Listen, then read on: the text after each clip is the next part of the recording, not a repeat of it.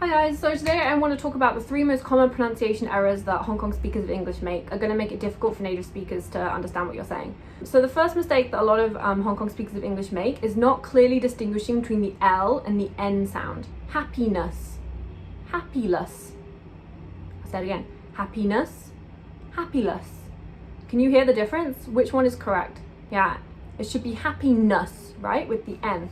The N and the L actually are articulated quite closely together in the mouth. So obviously for the L sound, you should be putting your tongue behind your teeth and it should be coming forward. La, happy, lus, life, love, like, lie down, yeah? But for the N sound, your tongue should be going behind the ridge, na, okay? The air should be coming through your nose for the N sound. You should be able to feel your nose vibrate. Near, nice, nobody, okay? Be careful when you're saying things like, I went to the supermarket near my house. Are you going to the supermarket near your house?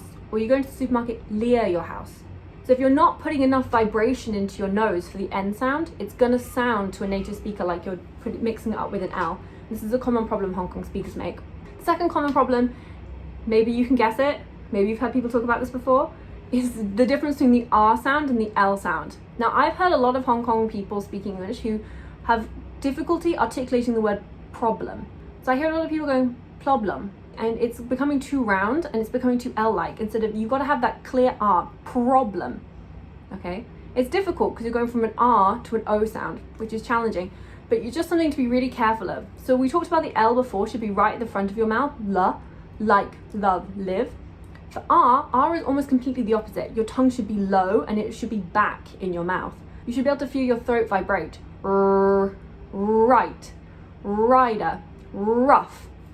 So if you can't feel your throat vibrating, you're not putting enough vibration in, okay? So you should try and up that and be careful when you're articulating it. Then the third common pronunciation mistake Hong Kong speakers make is failing to articulate the final consonant in their words. So sometimes when you're speaking, you sort of don't articulate all the way to the end of the word. So for example, do you ever find yourself saying important instead of important?